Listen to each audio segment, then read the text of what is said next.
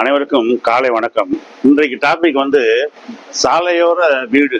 ஒரு அருமையான ஒரு ஒரு நிகழ்ச்சி, ஒரு உண்மையிலே நடந்த நிகழ்ச்சி. இது உங்களுக்கு ரொம்ப மனசுக்கு இதமா இருக்கும். இது வந்து மனிதர்கள் வந்து ஒருத்தருக்கு ஒருத்தர் நட்பு பாராட்டணும். அந்த நட்பு பாராட்டுறதுனால எவ்வளவு நன்மைகள் அப்படின்றது தான் இந்த இந்த இந்த சம்பவத்தின் வெளிப்பாடு.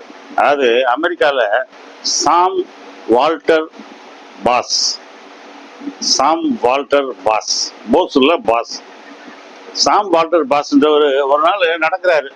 அவர் எதேச்சும் அவர் ஊர்ல இருந்து நடந்து போயிட்டு இருக்கும்போது ஊருக்கு ஒரு ஒதுக்குப்புறமான ஊருக்கு வெளியே போயிட்டாரு.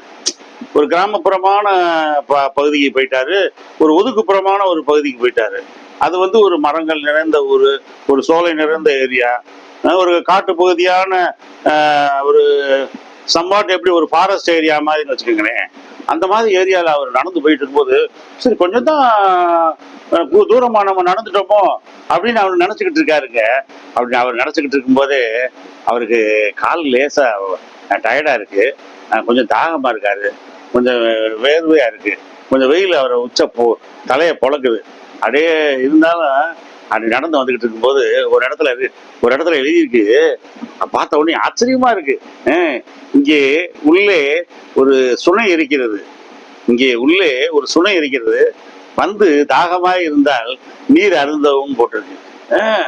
ஆச்சரியம், உள்ள ஒரு சுனை இருக்கு, தாகமா இருந்தா வந்து தண்ணி குடிங்க அப்படின்னு போட்டிருக்கே அப்படின்ட்டு அந்த கதவை தள்ளி விட்டுட்டு அந்த வழியா உள்ள போறாரு.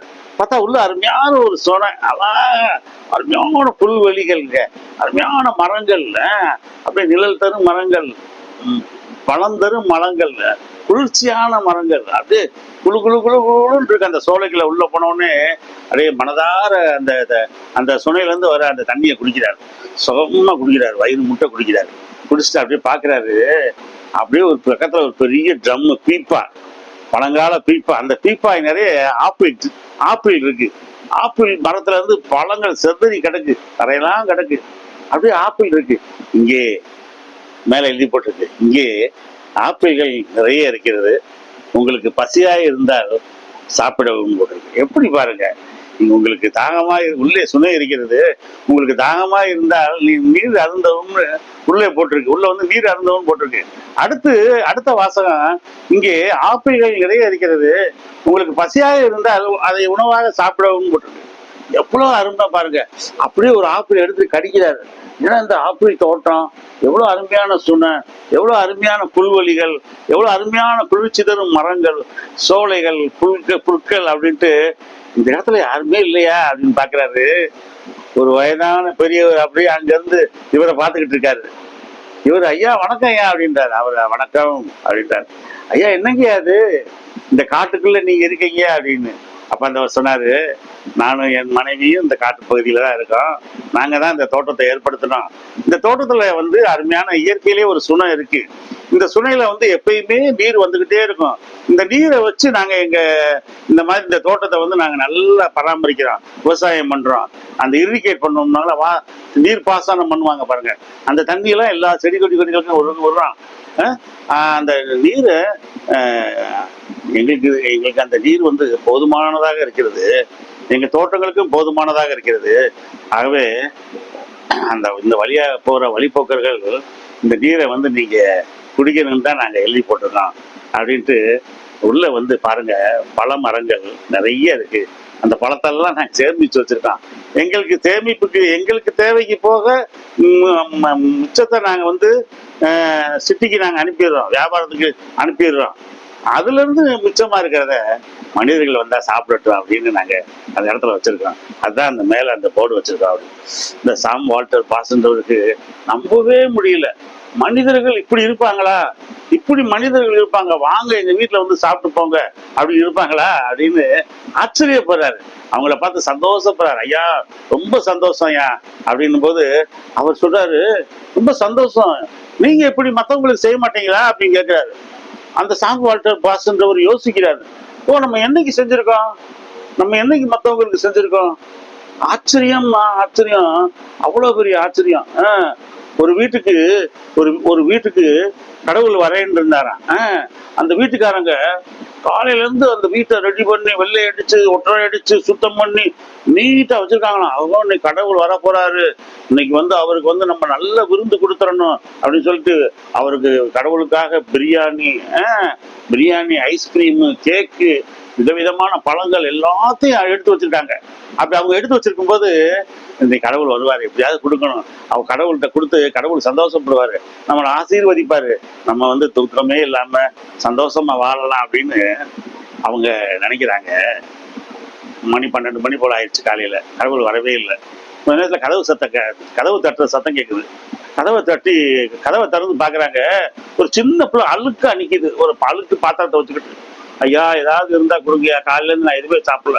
உடனே அவங்களுக்கு ஒரே கோபம், ஏப்பா நாங்களே கடவுள் வருவாருன்னு வெயிட் பண்ணிக்கிட்டு இருக்கோம், நீ வந்துகிட்டு இந்த நேரத்துல வந்துட்டு உனக்கு சாப்பாடு வேணும்னு கேட்டுக்கிட்டு இருக்கிய, போ கடவுள் இப்போ வந்துட்டாருன்னா அப்புறம் நீ வேற வந்துட்டு இருப்ப, எங்களுக்கு சிக்கலா இருக்கும், நீப்போ அப்புறமேட்டு வா அப்படின்னு பார்த்து அவன் அந்த பொண்ணு அனுப்பிடுறாங்க. அந்த பொண்ணு போயிருச்சு. இப்ப கதவை மூடிட்டு மறுபடியும் இருக்காங்க, எப்படா கடவுள் வருவாருன்னு.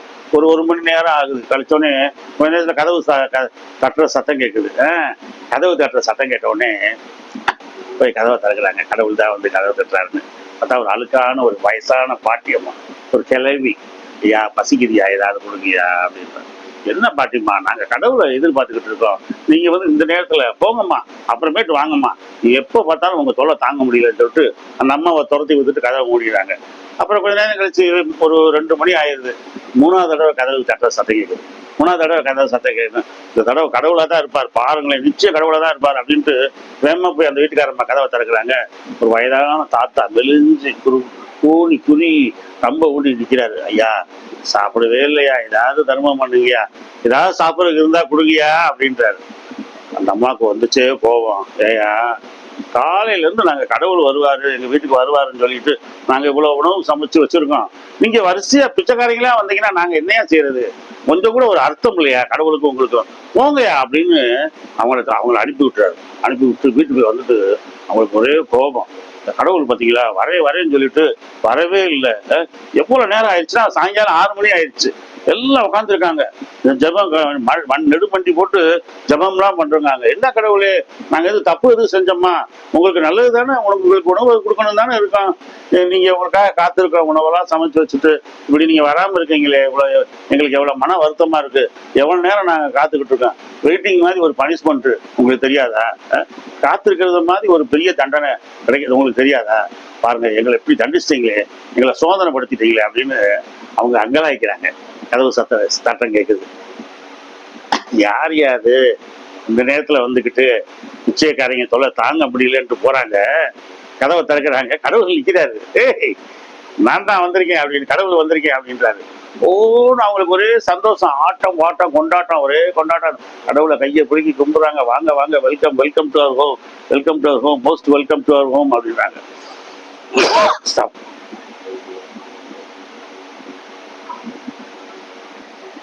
வீட்டில் உள்ளவங்க எல்லாம் கடவுளை பார்த்த உடனே ஒரே சந்தோஷம், ஆட்டம் பாட்டம், ஒரே பாட்டு, கடவுளை குறித்தான பாட்டெல்லாம் பாடி ஒரே சந்தோஷமா இருக்காங்க. அப்ப அந்த வீட்டில் உள்ளவங்க பெரியவங்க சொல்றாங்க, ஏன் கடவுளே காலையில இருந்து உங்களுக்காக உணவு சமைச்சு வச்சு காத்துக்கிட்டு இருக்கோம், நீங்க வரவே இல்லையே அப்படின்னு, நீங்க வரவே இல்லை, எங்களுக்கு எவ்வளவு வேதனையா இருந்துச்சு தெரியுமா அப்படின்ன உடனே, ஏன் இவ்வளவு தாமதமா வந்தீங்கன்னு கடவுள் சொல்றாரு. காலையில நான் வந்தேனே. எப்போ வந்தீங்க? அப்புறம் அந்த சின்ன குழந்தை வடிவத்துல வந்தேனே நான், எனக்கு சாப்பாடு கொடுங்கன்னு. ஓ அது நீங்க தானா அப்படின்னு. ஆமா, அப்புறம் நீங்க என்னை வேணான்னு அனுப்பி விட்டீங்க, கொடுக்க மாட்டேன்னு. அப்புறம் ஒரு அம்மா மாதிரி வந்தேன் பாத்தீங்களா, பாட்டி அம்மா மாதிரி. ஆமா அது நீங்களா? ஆமா நான் தான் வந்தேன், என்னை நீங்க துரத்தி விட்டீங்க. அப்புறமேட்டு அந்த தாத்தா வடிவத்துல, அதுவும் நீங்க தானா? ஐயோன்னு அழுகுறாங்க. கடவுள் சொல்றாரு, எனக்கு எனக்கு என்ன உணவு தேவை, என் மக்களுக்கு தான் தேவை, என் மக்கள் வடிவத்துல தான் நான் வந்தேன், அவங்கள நீங்க கவனிக்கலைன்னா அப்புறம் என்னைய கவனிச்சு என்ன பண்ணேன், நான் சாப்பிட்டு என்ன பண்ணேன், என் மக்களுக்கு தானே நீங்க பரிமாறணும் அப்படின்றாரு. அப்ப அவங்க வேதனைப்படுறாங்க. ஐயோ நம்ம அடுத்தவங்களுக்கு உதவ மறந்துட்டோமே, அடுத்தவங்களுக்கு எதையுமே உதவாம கடவுளுக்கு கொண்டு போய் நம்ம தட்டா காணிக்க வச்சாலும் கடவுள் அதை ஏத்துக்க மாட்டாரு.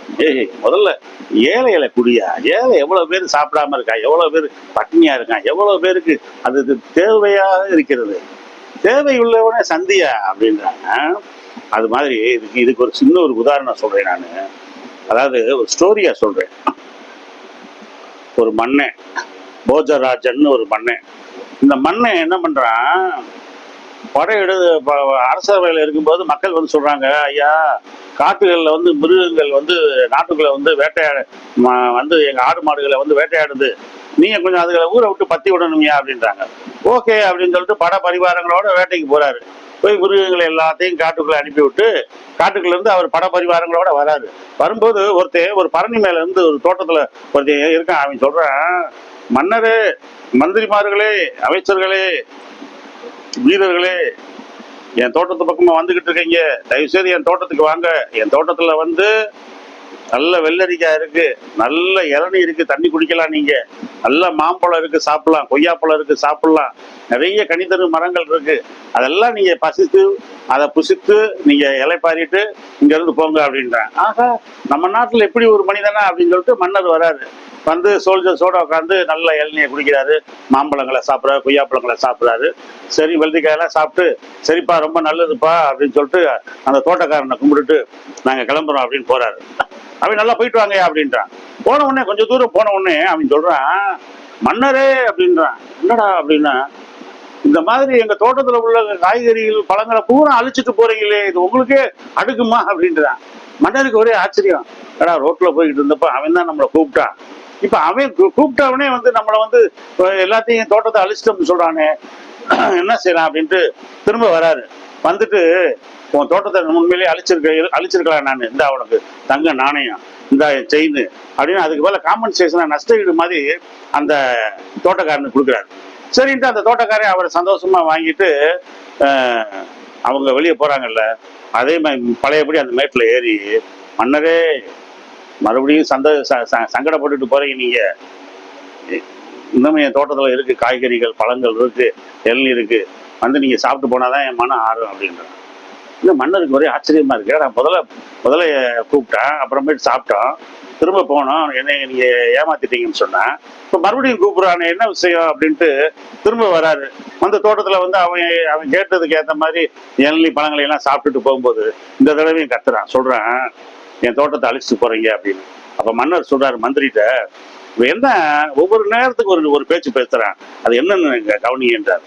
மந்திரி சொல்றாரு, மன்னரே வேற ஒண்ணும் கிடையாது, இவன் வந்து அந்த மேட்ல நிக்கும் போது வாங்க வாங்க சாப்பிட வாங்க அப்படின்றான், அதாவது உயர்ந்த தன்மையில பேசுறான், உயர்ந்த வள்ளல் மாதிரி பேசுறான். மேட்ல இருந்து கீழே இறங்கின உடனே இவன் வந்து ஒரு சாதாரண மனிதனை மாதிரி பேசுறான்.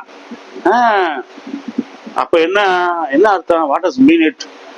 It does mean that something in that, அந்த மேட்டுக்குள்ளதான் ஏதோ இருக்கு, அந்த மேட்டை உடைக்கணும் அப்படின்றாரு. அந்த மந்திரி சொல்றாரு, சோல்ஜர்ஸை விட்டு வீரர்களை விட்டு அந்த மேட்டை தோண்டுங்கடான்றாரு. தோண்டணும்னா உள்ள பெரிய தங்க சிம்மாசனம், 32 படிக்கட்டுகள் ஏறி அமர்ற ஒரு தங்க சிம்மாசனங்க, அப்படியே தங்கத்திலே இருக்கு, விக்ரமாதித்த மகாராஜாவுடைய சிம்மாசனம். ஆஹா, ஒரு சிம்மாசனம் உள்ள வந்து பூமிக்குள்ள இருக்கு. இவன் அந்த சிம்மாசனத்து மேல இருக்கும் போதே இவன் வந்து ஒரு அரசை மாதிரி பேசுறான், அந்த மேடையை விட்டு கீழே வந்த உடனே ஒரு சாதாரண மனிதன் மாதிரி பேசுறான், அந்த பேச்சுல ஏற்றத்தாழ்வு இருக்கு அப்படின்ட்டு இந்த சிம்மாசனத்தை கொண்டு போய் இவர் வீட்டுல இவர் அரண்மனையில வச்சு பூஜை எல்லாம் பண்ணி போய் உட்கார போகும்போது அந்த முதல் படிக்கட்டுல இருக்கிற 2 பதவிகள் சொல்லுது, மன்னரே, போஜராஜ மன்னரே, இந்த சிம்மாசனத்தை பத்தி தெரியுமா உங்களுக்கு? தெரியாது. உலகத்துக்கே ஒரு பெரிய மன்னே விக்ரமாதித்த மகாராஜா, அவருடைய சாதனைகள்ல செய்யப்பட்டதுதான் இந்த 32 தங்க படிக்கட்டுகள் கொண்ட சிம்மாசனம். அந்த கதையை கேளுங்க அப்படின்னு. அதாவது இது வந்து ஒரு விக்ரமாதித்தன் கதையெல்லாம் எடுத்த உடனே ஒரு இன்ட்ரடக்ஷன் ஸ்டோரி, அதாவது சாப்பிடுங்கன்றான் பாருங்க. அது மாதிரி இப்ப இந்த பெரியவர் வந்து போறவங்களை வரவங்களை சாப்பிடுங்கன்றாரு. இந்த கான்செப்ட் பாருங்க, இந்த கான்செப்ட் அமெரிக்கால முதல் மெழுகுபத்தி தான் பயன்படுத்திக்கிட்டு இருந்தாங்க. மெழுகுபத்தி நல்லா எரியும், கொஞ்ச நேரத்துல கரைஞ்சிரும், அணைஞ்சிரும், காத்தடிச்சாலும் அணைஞ்சிரும். அப்புறம் மெழுகுபத்திக்கு அப்புறம் வந்து உங்களுக்கு மண்ணெண்ணெயை கண்டுபிடிச்சாங்க. மண்ணெண்ணெயை கண்டுபிடிச்ச உடனே மண்ணெண்ணெயோட வரவேற்பு ரொம்ப பிரமாதமா இருந்துச்சு. வீட்டுக்கு வீடு மண்ணெண்ணெயை பயன்படுத்தினாங்க, விளக்குல பயன்படுத்தினாங்க, ஸ்டவ்ல பயன்படுத்தினாங்க, சமையலுக்கு பயன்படுத்தினாங்க, எல்லாத்துக்கும் மண்ணெண்ணெய் பயன்பாடு அதிகமானது. அப்ப பெஞ்சமின் பிராங்க்லின், அமெரிக்கால ஒரு முக்கியமானவர், அமெரிக்கால பெஞ்சமின் பிராங்க்லின் ஒரு பெரிய இலக்கியவாதி, பெரிய அரசியல்வாதி, ஒரு பெரிய எழுத்தாளர், ஒரு சிறந்த பேச்சாளர், சிறந்த சயின்டிஸ்ட், ஒரு பெரிய சயின்டிஸ்ட். இவ்வளவு திறமைகள் கொண்ட இந்த பெஞ்சமின் பிராங்க்லின் என்ன பண்றாரு, லாந்தர் வழக்கு அப்பதான் செய்யறாங்க. இந்த லாந்தர் எங்க வீட்டுல எல்லாம் இருக்கு. லாந்தர் வழக்கு எப்பயுமே எங்க வீட்டுல எரிஞ்சுக்கிட்டு இருக்கோம், அணைய மாட்டாங்க எங்க அம்மா. ராத்திரி நேரங்களில் ஏதாவது சின்ன குழந்தைய அழுதுச்சுன்னா, எங்க அக்கா பிள்ளைகள் எல்லாம் படுத்துருக்குங்க, அப்ப இந்த பிள்ளைய அழுதுச்சுன்னா விளக்க லேசா ஏத்தி விட்டு அப்ப எரியும், என்னப்பா ஏதுன்னு பார்ப்பாங்க. அப்ப இந்த விளக்க ஒரு வீட்டுல பொருத்தி வீட்டுக்கு வெளியே வரண்டாக்கு வெளியே வந்து வைக்கிறாரு. வீட்டுக்கு வெளியே வைக்கும்போது அந்த தெருவில் உள்ளவங்களாம், என்ன பெஞ்சமின் பிராங்க்லின் விளக்க கொண்டு வந்து வெளியே வைக்கிறீங்க அப்படின்றாங்க. ஆமாங்க வெளியே வைக்கிறேங்க அப்படின்றாரு. அந்த விளக்கு வெளிச்சம் ரோட்ல போறவங்களுக்கு எல்லாம் வசதியா இருக்கு. ஓ, நடந்து போறவங்களுக்கு வசதியா இருக்கு அப்படின்னு சொல்லிட்டு பக்கத்து வீட்டுல வைக்கிறாங்க, இந்த சைடு வைக்கிறாங்க, லெப்ட்ல வைக்கிறாங்க, ரைட்ல வைக்கிறாங்க, எதிர்த்து வீட்டுல வைக்கிறாங்க. அப்படியே தெருப்பூரா வெளிச்சமா இருக்கு. இந்த வெளிச்சம், இந்த மண்ணெண்ணெய் விளக்கு கான்செப்ட் தான் உங்களுக்கு வந்து ஸ்ட்ரீட் லைட் கான்செப்ட் ஆகுது. அப்படியே போஸ்ட்ல மண்ணெண்ணெயை ஊற்றி அதுல மண்ணெண்ணெய் வெளிச்சம் முடிச்சு ஸ்ட்ரீட் லைட்டா வருது. கொஞ்ச நாள் ஆனதோடனே தாமஸ் ஆல்வா எடிசன் வந்து பல்பை கண்டுபிடிச்சார். மின்சாரம் கண்டுபிடிக்கப்பட்டது, பல்பை கண்டுபிடிச்சார்ல எடிசன், பல்ப் வந்துருச்சு ஸ்ட்ரீட் லைட்டுக்கு. அப்ப தெருபூரா அந்த பல்ப் வந்துருச்சு. எப்படி பாருங்க, ஒரு சின்ன விஷயம் பாருங்க, அந்த விளக்கை கொண்டு வந்து வெளியே வச்சது அந்த அமெரிக்காவே ஒரு நாகரிகமான நாடாகிருச்சு. அந்த நாடு வந்து ஒரு பண்பாட்டுத்துவம் மிக்க நாடாயிருச்சு. பலதரப்பு மக்கள் வந்து வாழ்ந்தாங்க, பல மொழி பேசுறவன், பல கல்ச்சரு, பல கலாச்சாரங்கள், சிவிலைசேஷன், கல்ச்சரு, லாங்குவேஜ் எல்லா பேரும் இருந்துமே கூட அந்த மக்கள் வந்து ரொம்ப ஃபாஸ்டா உலகத்திலேயே அமெரிக்கா முன்னேறிச்சு. காரணம் இந்த மாதிரியான மனிதர்களுடைய சுயநலமற்ற பொது சேவை.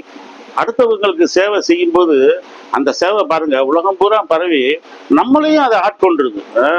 இதாவது இதே மாதிரி நம்ம நாட்டிலையுமே அந்த காலத்துல நம்ம ஊர்கள்லயுமே நீங்க சங்க இலக்கியங்கள்லாம் படிச்சீங்கன்னா, பழைய காலத்துல எல்லாம் வீடுகளுக்கு வெளியே பாத்தீங்கன்னா திண்ணை வச்சு கட்டியிருப்பாங்க.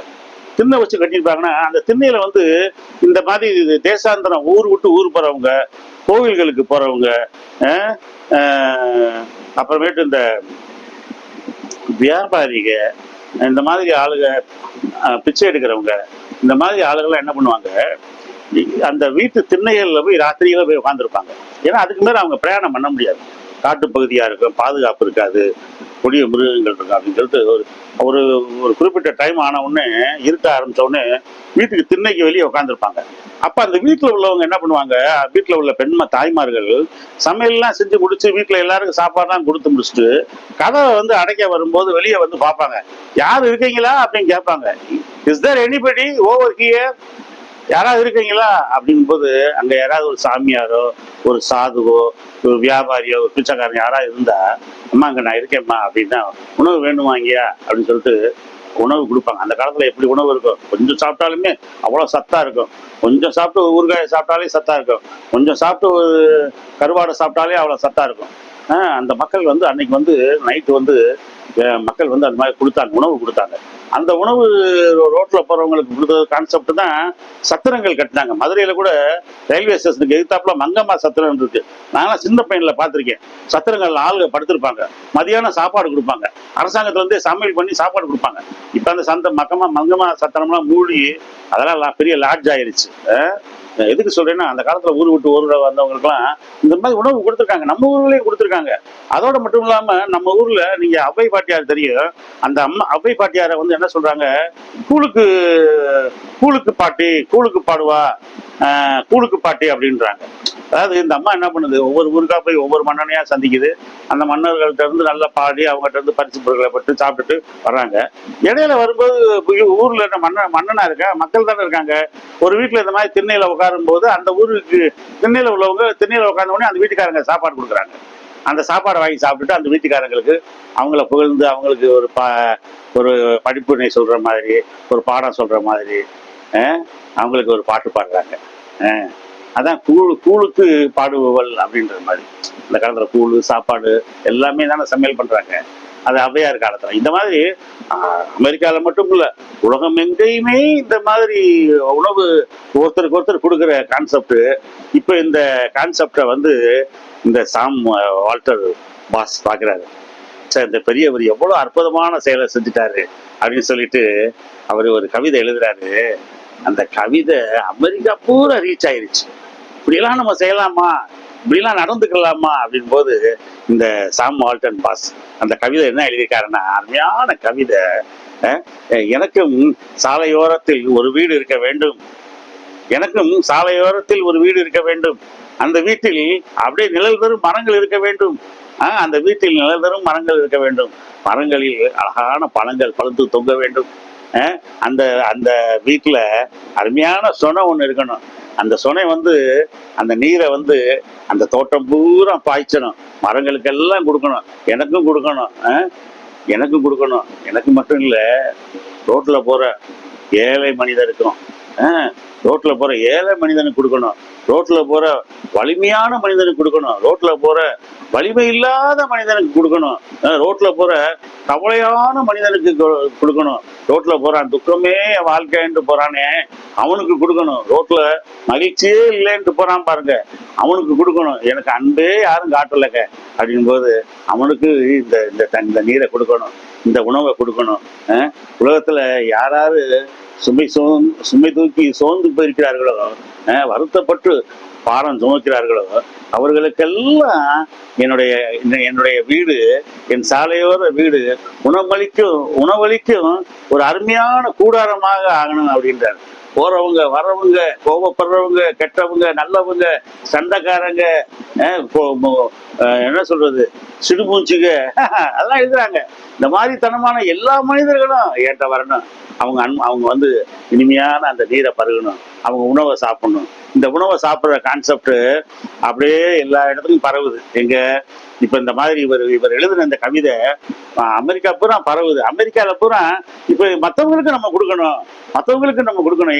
எங்க சர்ச்சு பாஸ்டர் சொல்லுவாரு, உங்க வீட்டுல 4 பேர் இருந்தீங்கன்னா நீங்க 5 பேருக்கு சமைங்க, 4 பேர்ல ஒருத்தர் வந்து ஒரு 5ஆவதா ஒருத்தர் ஒரு பிச்சைக்காரர் வருவாரு, அவர் தான் கடவுள், அவருக்கு ஏதாவது ஒரு உணவு ஒரு தர்மம் செய்யுங்க.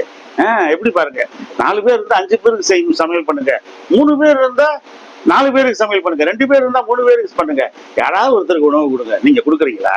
யாராவது ஒருத்தர் கொடுக்குறீங்களா?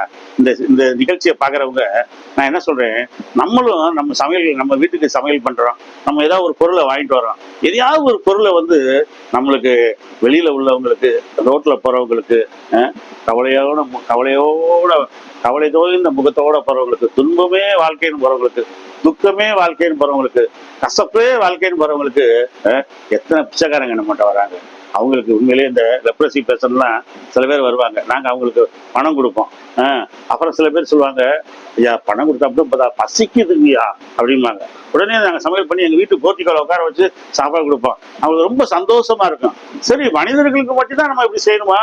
நம்ம பறவைகளுக்கும் செய்யணும், சின்ன சின்ன பறவைகளுக்கும் மிருகங்களுக்கும் செய்யணும்.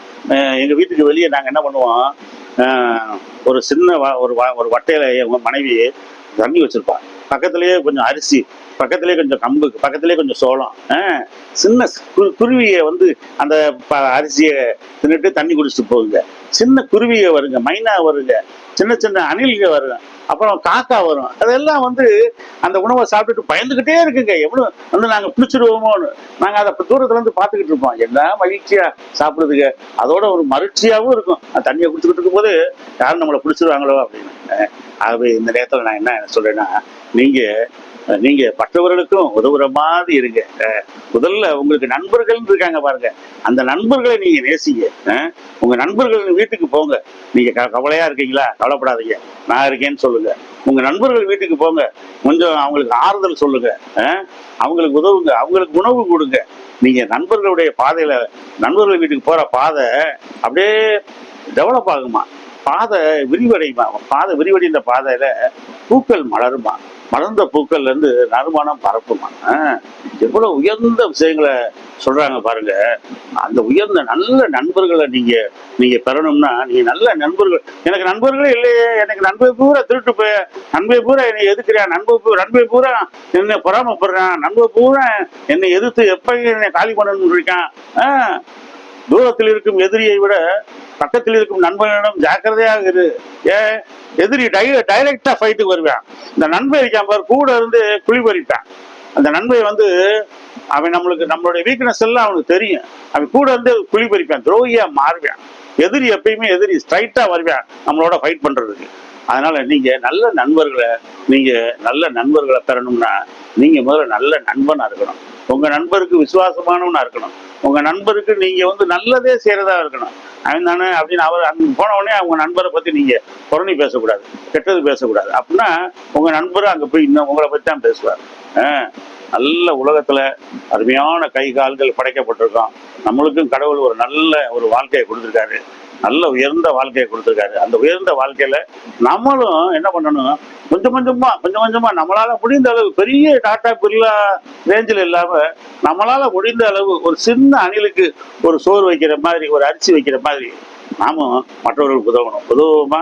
நன்றி. இந்த விஷயம் உங்களுக்கு ரொம்ப பிடிச்சிருக்குன்னு நினைக்கிறேன். நன்றி, வணக்கம். கீப் ஆன் வாட்சிங் my videos, keep on supporting me. எல்லா பட்டனையும் நமக்கு வாட்சிங் அவர்ஸ் கூட்டுங்க. நன்றி, வணக்கம்.